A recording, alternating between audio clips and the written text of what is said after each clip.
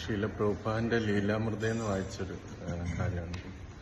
അതിൽ പ്രഭുപാദ് കുംഭമേളയ്ക്ക് പോകുന്ന ഒരു സന്ദർഭമാണ്.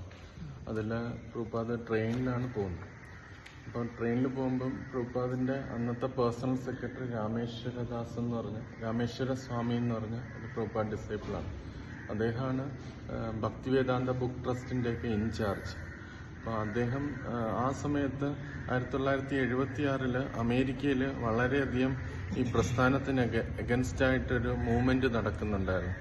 ആൻറ്റി കൾട്ട് മൂവ്മെൻ്റ് എന്ന് പറഞ്ഞു. ഇതേപോലെ പുതിയതായിട്ട് വരുന്ന ഇതിനെയൊക്കെ ഇല്ലായ്മ ചെയ്യുക, അല്ലെങ്കിൽ അതിനെ നിയമപരമായിട്ട് ഒഴിവാക്കുക എന്നുള്ളൊരിതാണ് പറയുന്നത്.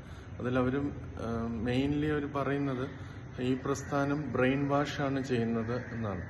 കാരണം നോർമലായിട്ടുള്ള അമേരിക്കൻ ഒരു ജീവിത രീതിയിൽ നിന്ന് ആൾക്കാരെ മാറ്റുകയാണ് ചെയ്യുന്നത്. അപ്പം രാമേശ്വര സ്വാമി പ്രഭുപാദ് ആ സമയത്ത് ആ ട്രെയിൻ യാത്ര ഏകദേശം 48 മണിക്കൂർ ട്രെയിൻ യാത്രയാണ്. അപ്പോൾ ആ സമയം ഇദ്ദേഹം ഇങ്ങനത്തെ ക്വസ്റ്റ്യൻ ചോദിക്കാനായിട്ട് ഉപയോഗിച്ചു. അതിൽ അദ്ദേഹം പറയുന്നത് രാമേശ്വര സ്വാമി പ്രഭുപാദിനെല്ലാം ആൻസർ പറഞ്ഞു, ഓരോരോ കാര്യത്തിനും ആൻസർ പറഞ്ഞു. അപ്പം ബ്രെയിൻ വാഷാണ് ചെയ്യുന്നതെന്ന് പറഞ്ഞു. അപ്പം പ്രഭുപാദ് പറഞ്ഞു, ഒരു യഥാർത്ഥ സംസ്കാരം എന്ന് പറഞ്ഞാൽ എല്ലാത്തിനെയും ക്ലീൻ ചെയ്യുക എന്നുള്ളതാണ്. നമ്മളെല്ലാം വൃത്തിയാക്കി വെക്കുക എന്നുള്ളതാണ്.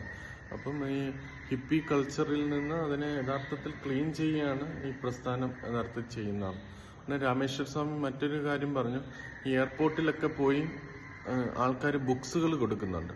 അപ്പോൾ അത് മറ്റുള്ളവരുടെ സ്വാതന്ത്ര്യത്തിനൊരു തടസ്സമാണ് എന്നുള്ള രീതിയിൽ അവർ പറയുന്നുണ്ട് എന്ന് പറഞ്ഞു. അപ്പം പ്രഭുപാദ് പറഞ്ഞു, നമ്മൾ ആരെയും ഫോഴ്സ് ചെയ്യുന്നില്ല, നമ്മൾ ക്യാൻവാസ് ചെയ്യുന്നതേ ഉള്ളൂ. ഇത് നല്ലതാണ്, ഇത് സ്വീകരിക്കൂ എന്ന് പറഞ്ഞ് ക്യാൻവാസ് ചെയ്യുന്നതേ ഉള്ളൂ എന്നുള്ള കാര്യം പറഞ്ഞു. അപ്പം പിന്നെ രാമേശ്വര സ്വാമി പറഞ്ഞ മറ്റൊരു പോയിന്റ് എന്ന് പറഞ്ഞാൽ, ഈ ഭൗതികമായ ഈ കൾച്ചർ, ഇങ്ങനത്തെ ഇന്ദ്രിയ ആസ്വാദന കൾച്ചറുകൾ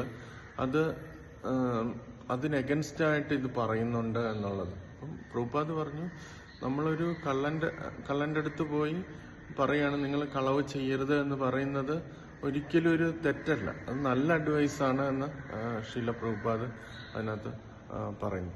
പിന്നെ വേറൊരു പോയിന്റ് രാമേശ്വര സ്വാമി പറഞ്ഞൊരു കാര്യം, നമ്മൾക്ക് നല്ലത് ചെയ്യണമെങ്കിൽ നമ്മൾ നല്ലത് ചെയ്താൽ പോരെ. നമ്മൾ എന്തിനാണ് മറ്റുള്ളവരുടെ അടുത്ത് പോയി നിങ്ങളും അത് ചെയ്യണം എന്ന് പറയുന്നത്?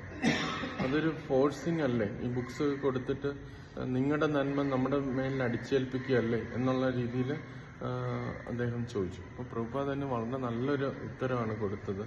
പ്രഭുപാദ് കൊടുത്ത് നമ്മൾ റോഡിലൂടെ നടക്കുമ്പോൾ വലിയ വലിയ ബിൽ ബോർഡ്സുകളൊക്കെ കാണാൻ പറ്റും.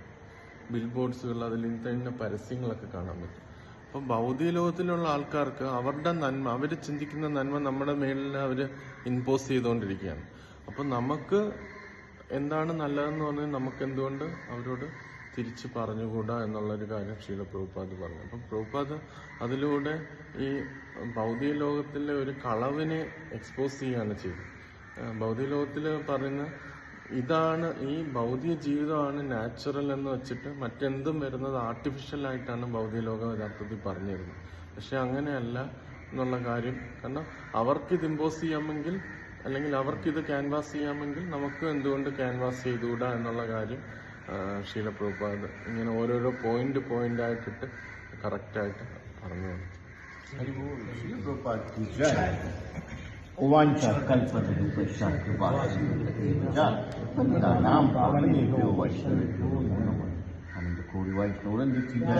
Prabhupada